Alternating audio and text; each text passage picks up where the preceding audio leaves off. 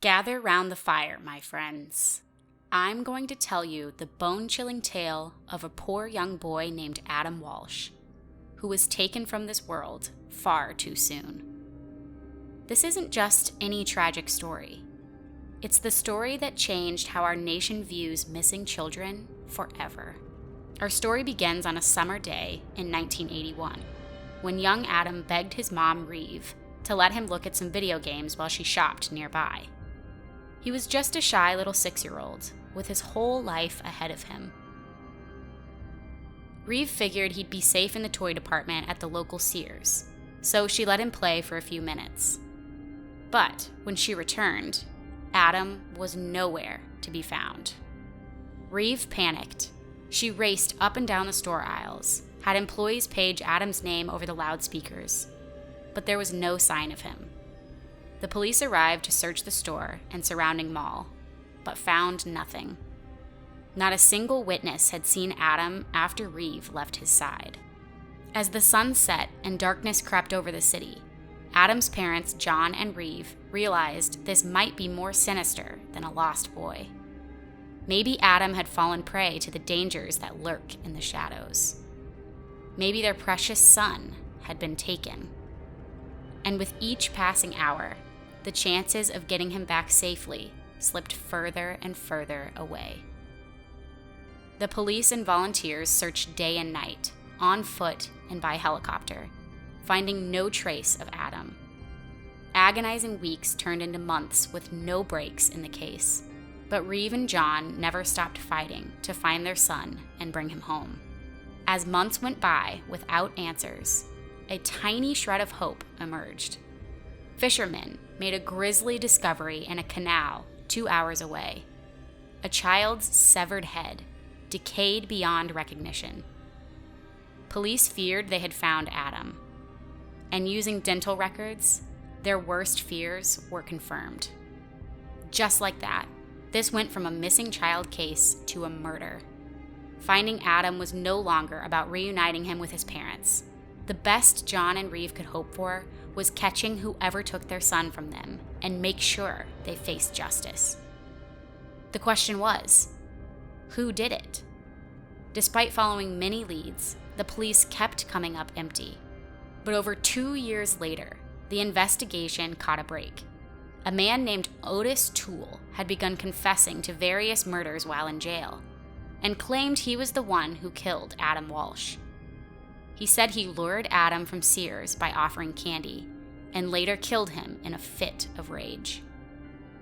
Otis seemed like a prime suspect, but there were holes in his story. Inconsistencies about what happened, recanting claims and changing details.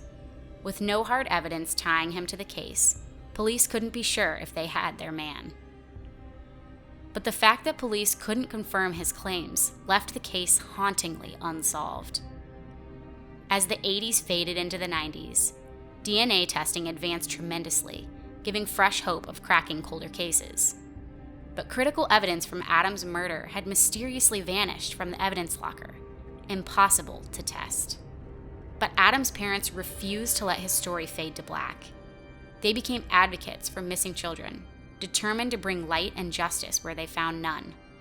John Walsh launched the famous TV show America's Most Wanted, capturing over 1,000 dangerous fugitives. It was a glimmer of good emerging from tragedy. In 1996, the man who made that first shocking confession, Otis Toole, died in his prison cell, taking his secrets with him. With the case once again stone cold, Adam's parents reached out to retired detective Joe Matthews in one last desperate attempt at answers. Detective Matthews dug relentlessly through every box and file connected to Adam's case, unwavering in his mission.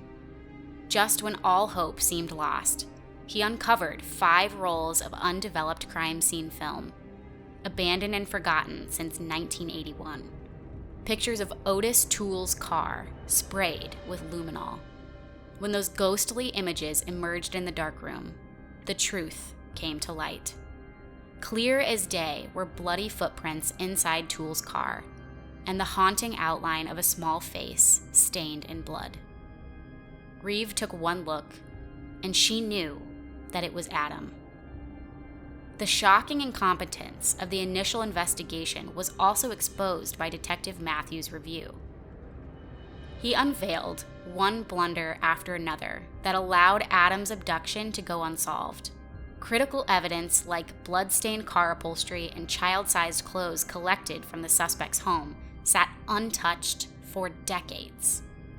Photos showing bloody footprints were buried in archives rather than pursued. Leads were ignored, while investigators' obsession over an unlikely suspect let the trail go ice cold. This case sat on a confessed killer's admission, yet went nowhere solely due to police fumbling the ball at every turn. It was a textbook lesson in investigative failure, botched evidence handling, tunnel vision, and staggering miscommunication. Their combined negligence failed that little boy profoundly. The awful clues exposed at last by Detective Matthews' tireless efforts cemented Otis Toole as the prime suspect. But with the killer already deceased, Adam's parents received no true justice. The honest story of this crime could now be told. And most importantly, lessons were learned on how authorities failed this family every step of the way. From the procedural missteps to the mishandling of critical evidence, the investigation was riddled with incompetence. Young Adam slipped right through the cracks. His killer left free to roam. It was clear change had to come, so this never happened again. Adam's parents were the driving force behind new federal standards for responding to child abductions. They lobbied tirelessly for the Missing Children Act, requiring law enforcement to log information on missing youth into national criminal databases. This finally created a centralized system to track disappearances nationwide. No more slipping through the cracks. Out of this also emerged Amber Alerts as a rapid emergency broadcast to mobilize communities when a child goes missing. Perhaps most critical was the 1984 creation of National Center for Missing and Exploited Children as an information hub supporting families, cops, and rescuers alike. All of these life-saving reforms arose from recognizing how the system failed Adam every step of the way. His parents resolutely transformed family tragedy into reform victory.